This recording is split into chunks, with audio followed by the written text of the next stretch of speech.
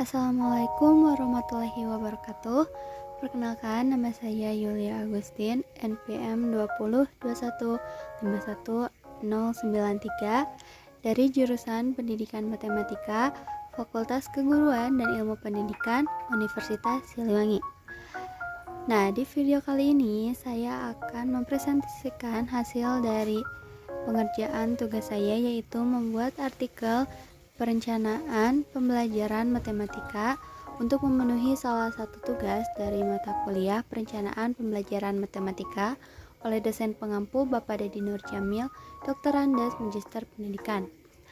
Untuk tidak berlama-lama, kita langsung saja ke videonya. Kata perencanaan berasal dari kata rencana, yang berarti pengambilan keputusan untuk mencapai tujuan. Menurut Eli, sebagaimana yang dikutip oleh Sanjaya, mengatakan bahwa perencanaan itu pada dasarnya suatu proses dan cara berpikir yang dapat membantu menciptakan hasil yang diharapkan.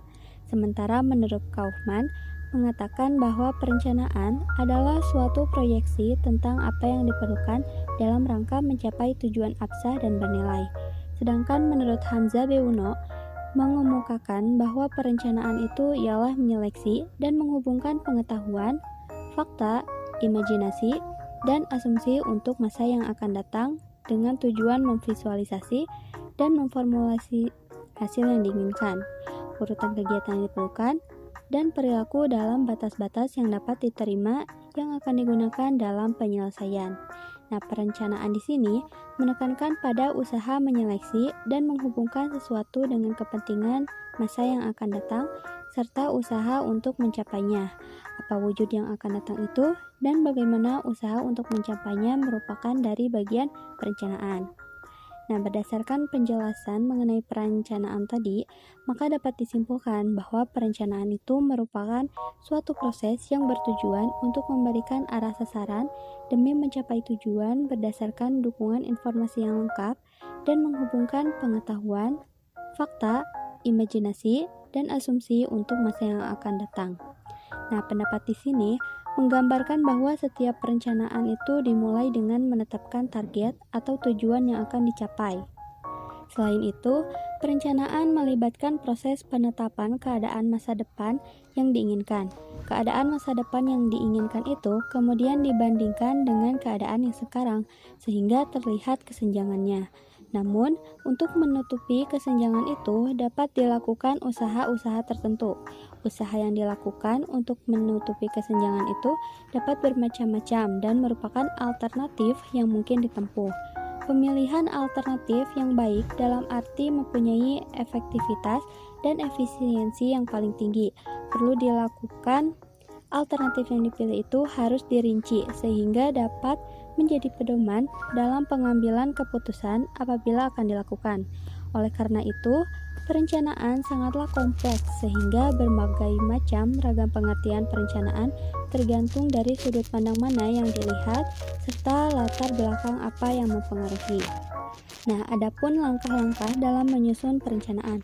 Yang pertama yaitu menyusun berbagai alternatif kebijaksanaan dan tindakan-tindakan yang mungkin dapat dipilih. Yang kedua, menilai dan membandingkan untung rugi setiap alternatif kegiatan kebijakan. Dan yang ketiga, memilih dan menetapkan suatu alternatif yang paling cocok dan baik di antara alternatif-alternatif lain. Kemudian, karakteristik perencanaan. Yang pertama, fungsi manajerial. Yang kedua, berorientasi pada tujuan. Yang ketiga, pervasif. Yang keempat, proses berkelanjutan. Yang kelima, proses intelektual. Yang keenam, futuristik. Dan yang ketujuh, pengambilan keputusan. Sementara itu, adapun jenis-jenis dari perencanaan. Yang pertama, perencanaan berdasarkan ruang lingkup, yaitu yang pertama ada rencana strategis, yang kedua rencana taktis, yang ketiga rencana integratif, dan yang ketiga rencana terintegrasi. Nah, yang kedua yaitu perencanaan berdasarkan tingkatan. Yang pertama ada rencana induk, yang kedua rencana operasional, dan yang ketiga rencana harian. Kemudian yang ketiga ada perencanaan berdasarkan jangka waktu. Yang pertama yaitu ada rencana jangka panjang, yang kedua menengah, dan yang ketiga jangka pendek. Kemudian pembelajaran. Pembelajaran berasal dari kata instruction yang banyak digunakan dalam dunia pendidikan di Amerika Serikat. Nah, kata instruction ini banyak dipengaruhi oleh aliran psikologi kognitif holistik yang menetapkan bahwa siswa sebagai sumber dari kegiatan. Nah, di samping itu, kata instruction ini dipengaruhi oleh perkembangan teknologi yang diprediksi dapat memfasilitasi siswa dalam mempelajari segala sesuatu, dan peran guru berubah menjadi fasilitator dalam kegiatan pembelajaran. Nah, hal ini sejalan dengan pendapat dari Gagni pada tahun 1992 bahwa pembelajaran merupakan seperangkat peristiwa yang dilakukan guru untuk mengelola fasilitas dan sumber belajar yang tersedia agar dapat dimanfaatkan siswa dalam mempelajari sesuatu. Sedangkan menurut Hamalik, sebagaimana yang dikutip oleh Leo Agung dan Sri Wahyuni, pembelajaran adalah sebuah sistem. Nah, sistem pembelajaran itu merupakan suatu kombinasi terorganisasi yang meliputi unsur-unsur manusiawi, material, fasilitas, perlengkapan, dan prosedur yang berinteraksi untuk mencapai suatu tujuan. Selain itu, pembelajaran merupakan setiap kegiatan yang disusun oleh guru untuk membantu seseorang untuk mempelajari suatu kemampuan dan nilai yang baru dalam suatu proses yang sistematis melalui tahap rancangan, pelaksanaan, dan evaluasi dalam konteks kegiatan belajar mengajar, yaitu menurut pendapat dari Refudin tahun 2014. Nah, berdasarkan penjelasan menurut para ahli tersebut, maka dapat disimpulkan bahwa pembelajaran dapat diartikan sebagai proses kerjasama antara tenaga pendidik dan peserta didik dan memanfaatkan segala potensi yang bersumber dari dalam diri peserta didik itu sendiri, seperti minat, bakat, kemampuan dasar yang dimiliki termasuk gaya belajar maupun potensi yang ada di luar diri peserta didik seperti lingkungan, sarana, sumber belajar sebagai upaya untuk mencapai tujuan belajar tertentu dengan proses yang sistematis melalui tahap rancangan, pelaksanaan, dan evaluasi dalam konteks kegiatan belajar mengajar. Nah, pembelajaran dalam konteks standar proses pendidikan dapat diperhatikan melalui makna pembelajaran sebagai proses berpikir, pembelajaran sebagai upaya memanfaatkan potensi otak, dan pembelajaran berlangsung sepanjang hayat.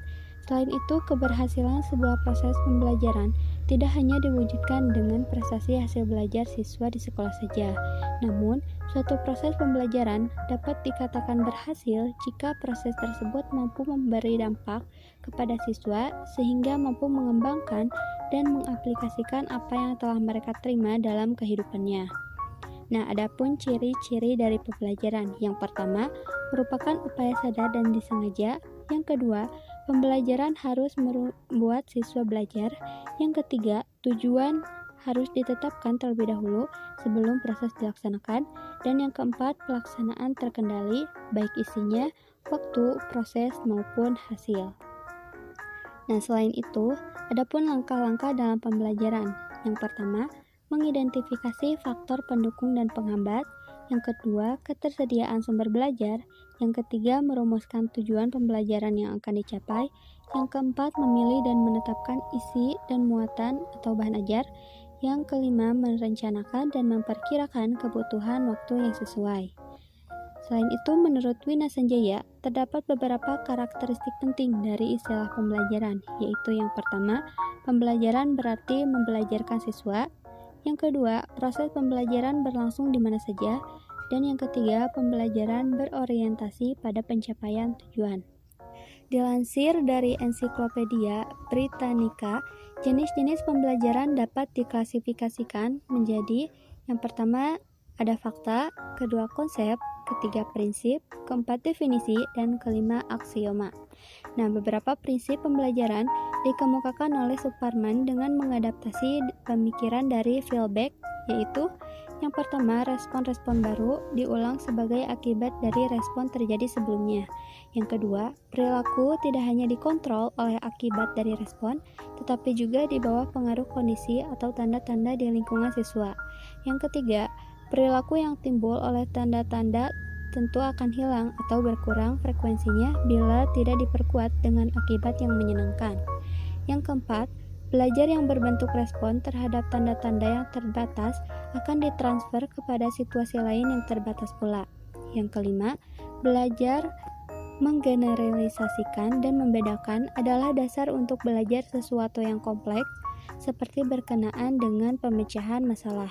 Yang keenam, situasi mental siswa untuk menghadapi pelajaran akan mempengaruhi perhatian dan ketekunan siswa selama proses siswa belajar. Yang ketujuh, kegiatan belajar yang dibagi menjadi langkah-langkah kecil dan disertai umpan balik menyelesaikan tiap langkah akan membantu siswa. Yang kedelapan, kebutuhan memecah materi kompleks menjadi kegiatan-kegiatan kecil dapat dikurangi dengan mewujudkan dalam suatu model. Yang kesembilan, keterampilan tingkat tinggi atau kompleks terbentuk dari keterampilan dasar yang lebih sederhana. Yang kesepuluh, belajar akan lebih cepat, efisien, dan menyenangkan bila siswa diberi informasi tentang kualitas keterampilannya dan cara meningkatkannya. Yang kesebelas, pembelajaran perkembangan dan kecepatan belajar siswa sangat bervariasi, ada yang maju dengan cepat dan ada yang lebih lambat. Yang ke-12, dengan persiapan, siswa dapat mengembangkan kemampuan mengorganisasikan kegiatan belajarnya sendiri dan menimbulkan umpan balik bagi dirinya untuk membuat respon yang benar. Adapun matematika. Istilah matematika berasal dari bahasa Yunani yaitu matein atau matenein, yang artinya mempelajari. Namun, diduga kata itu erat pula hubungannya dengan kata Sanskerta meda atau widya, yang artinya kepandaian, ketahuan, atau inteligensi. Matematika berasal dari bahasa Latin, matenein atau matema, yang berarti belajar atau hal yang dipelajari. Sedangkan dalam bahasa Belanda disebut wiskunde atau ilmu pasti. Matematika menurut Abdul Rahman tahun 2003 adalah bahasa simbolis yang fungsi praktisnya untuk mengekspresikan hubungan-hubungan kuantitatif dan keruangan sehingga fungsi teoritisnya adalah untuk memudahkan berpikir. Sedangkan menurut Ruseffendi tahun 1980 yang menyatakan bahwa matematika adalah ilmu keteraturan, ilmu tentang struktur yang terorganisasikan mulai dari unsur yang tidak didefinisikan ke unsur yang didefinisikan, ke aksioma atau postulat, dan akhirnya ke dalil. Sementara itu, menurut James and James tahun 1976 menyatakan bahwa matematika adalah ilmu tentang logika, mengenai bentuk, susunan, besaran, dan konsep-konsep yang berhubungan satu sama lainnya. Matematika terbagi dalam 3 bagian besar, yaitu aljabar, analisis, dan geometri. Tetapi ada pendapat yang mengatakan bahwa matematika terbagi menjadi 4 bagian, yaitu aritmatika, aljabar, geometris, dan analisis. Dengan aritmatika mencakup teori bilangan dan statistika. Menurut Johnson dan Riskin dalam Ruseffendi tahun 1972, matematika adalah pola berpikir, pola mengorganisasikan, pembuktian yang logis. Matematika itu adalah bahasa yang menggunakan istilah yang didefinisikan dengan cermat, jelas, dan akurat. Representasinya dengan simbol yang dari padat, lebih berupa bahasa simbol mengenai ide daripada mengenai bunyi. Di samping itu juga, pada dasarnya matematika diperlukan oleh semua disiplin ilmu. Di samping itu juga, pada dasarnya matematika diperlukan oleh semua disiplin ilmu untuk meningkatkan daya prediksi dan kontrol ilmu tersebut. Matematika sebagai ratu dan juga sebagai pelayan ilmu pengetahuan. Matematika sebagai ratu ilmu artinya matematika sebagai alat dan pelayan ilmu yang lain. Matematika sebagai suatu ilmu yang berfungsi melayani ilmu pengetahuan. Matematika tumbuh dan berkembang untuk dirinya sendiri sebagai suatu ilmu, juga untuk melayani kebutuhan ilmu pengetahuan dalam pengembangan operasionalnya. Melihat peran penting dari matematika dalam perkembangan ilmu pengetahuan dan teknologi, maka sudah seharusnya matematika disampaikan dengan cara yang menarik, yang dapat menarik minat dan perhatian siswa dalam proses penyampaian matematika. Oleh sebab itu, sebagai seorang pendidik yang memiliki kewajiban dalam menyampaikan pembelajaran matematika kepada siswa, harus dapat memperhatikan cara-cara yang baik, inovasi, dan kreatif. Selain itu, Matematika adalah pengetahuan struktur yang terorganisasi. Sifat-sifat dalam teori-teori dibuat secara deduktif berdasarkan kepada unsur yang tidak didefinisikan. Aksioma, sifat atau teori yang telah dibuktikan kebenarannya adalah ilmu tentang keteraturan pola atau ide, dan matematika itu adalah suatu seni. Keindahannya terdapat pada keteruturan dan keharmonisannya.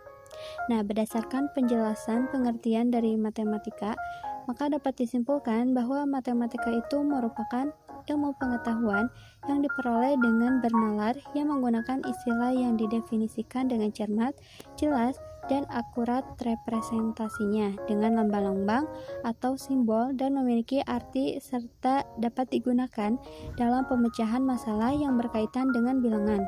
Nah, di samping itu, dapat dikatakan bahwa matematika terdiri atas unsur-unsur yang saling berkaitan, bukan saling terpisah.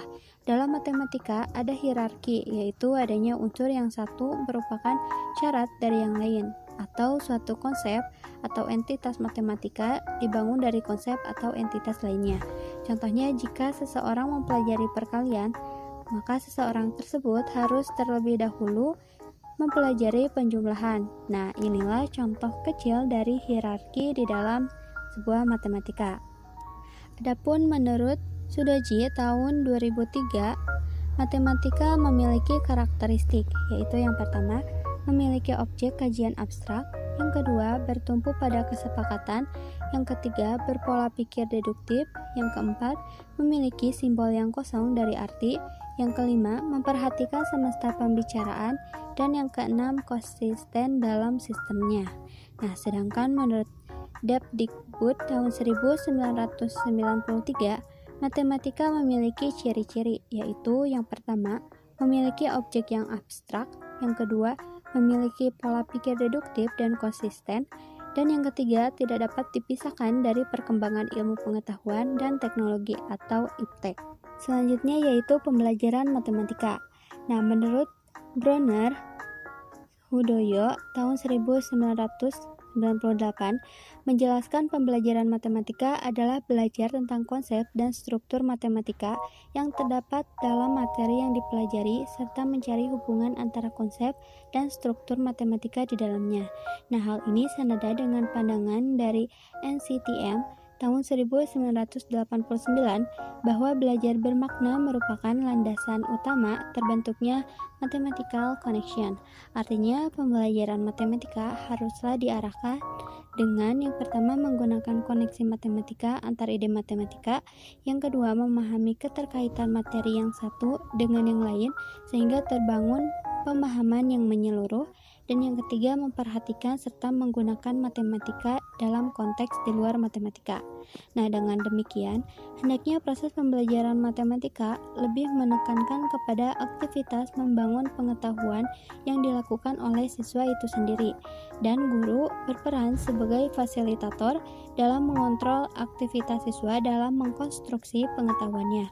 Sedangkan menurut Suherman tahun 1986 mengemukakan bahwa dalam pembelajaran matematika, para siswa dibiasakan untuk memperoleh pemahaman melalui pengalaman tentang sifat-sifat yang dimilikinya dan yang tidak dimiliki dari sekumpulan objek.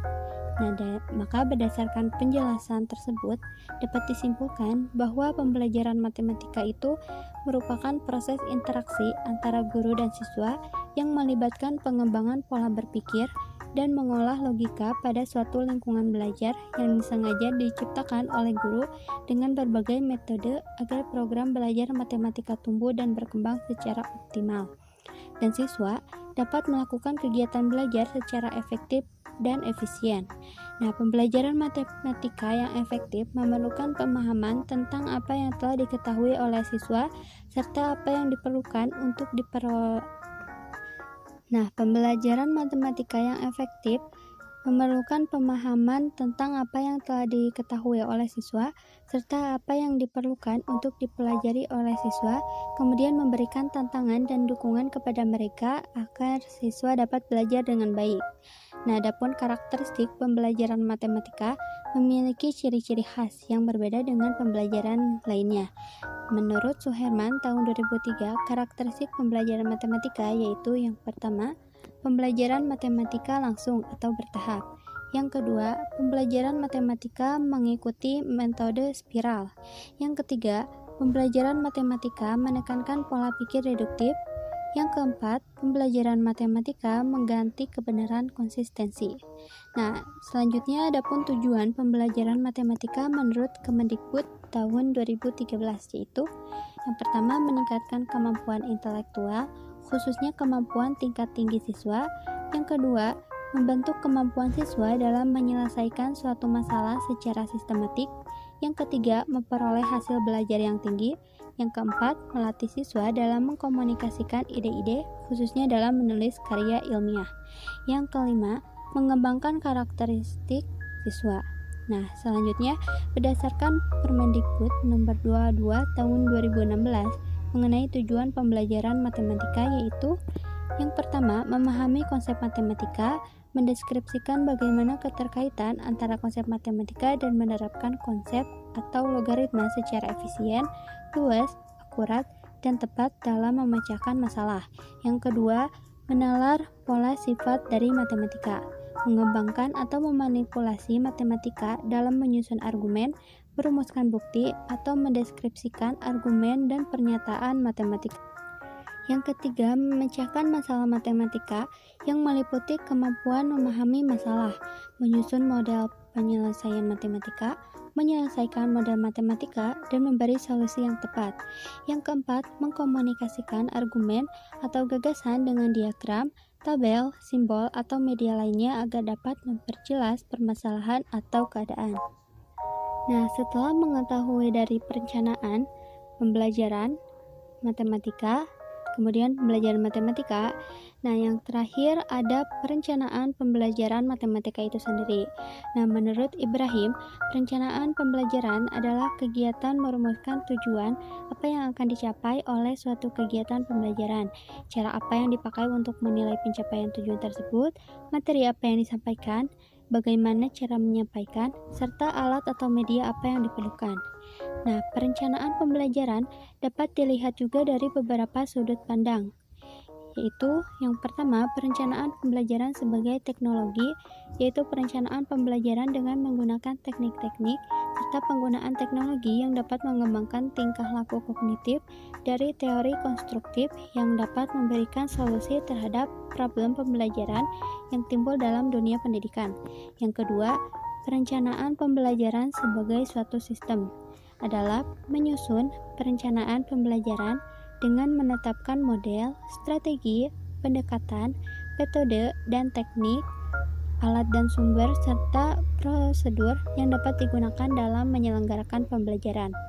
Yang ketiga, perencanaan pembelajaran sebagai suatu disiplin ilmu, yaitu perencanaan pembelajaran yang merupakan cabang dari pengetahuan yang senantiasa memperhatikan hasil-hasil penelitian di bidang pendidikan dan teori-teori yang berkembang serta strategi pembelajaran yang dikembangkan dan diimplementasikan dalam perencanaan pembelajaran.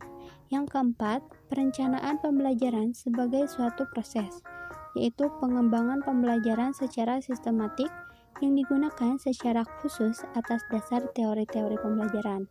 Dalam perencanaan ini dilakukan analisis kebutuhan dari proses belajar dengan alur yang sistematik untuk mencapai tujuan pembelajaran, termasuk di dalamnya melakukan evaluasi terhadap materi pelajaran dan aktivitas-aktivitas pembelajaran.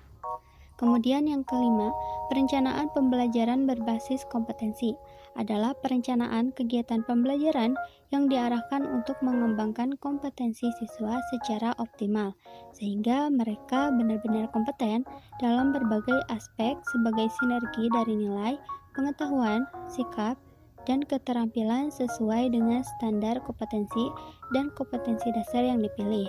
Nah, berdasarkan penjelasan tersebut, maka dapat disimpulkan bahwa perencanaan pembelajaran matematika adalah perencanaan yang disusun berdasarkan hasil analisis sistematis tentang perkembangan peserta didik dengan tujuan agar pembelajaran lebih efektif dan efisien sesuai dengan tuntutan kebutuhan siswa dan masyarakat dengan menetapkan model, strategi, pendekatan, metode, dan teknik, alat dan sumber, serta prosedur yang dapat digunakan dalam menyelesaikan pembelajaran matematika.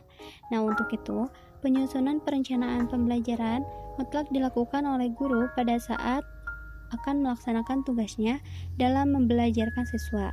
Nah, guru tidak dapat melaksanakan pembelajaran yang optimal tanpa memiliki persiapan yang dikembangkan sebelumnya. Selain itu, perencanaan pembelajaran memandu guru dalam melaksanakan tugas sebagai pendidik untuk melayani kebutuhan anak didik yang akan disusun secara sistematis. Nah, adapun langkah-langkah dari perencanaan pembelajaran. Yang pertama, mengkaji konsep yang akan diajarkan.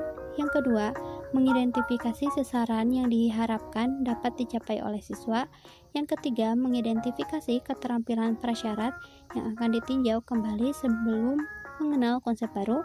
Yang keempat, memilih model, strategi, pendekatan, metode, teknik pembelajaran, dan media yang akan digunakan untuk eksplorasi konsep. Yang kelima, memikirkan macam kegiatan latihan yang akan digunakan untuk meningkatkan penguasaan.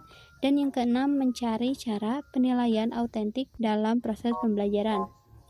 Kemudian, ciri-ciri rencana pembelajaran matematika yang sekaligus merupakan prinsip-prinsip dalam menyusun rencana pembelajaran matematika, yaitu yang pertama ada ilmiah, kedua relevan, yang ketiga sistematis, yang keempat konsisten, yang kelima memadai, yang keenam aktual dan kontekstual, yang ketujuh fleksibel.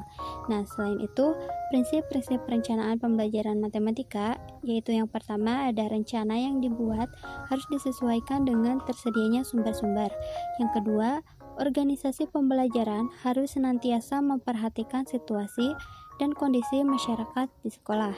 Yang ketiga, guru selaku pengelola pembelajaran harus melaksanakan tugas dan fungsinya dengan penuh tanggung jawab. Dan yang keempat, yang terakhir, faktor manusia selaku anggota organisasi senantiasa dihadapkan pada keserbaterbatasan. Sekian dari saya, terima kasih.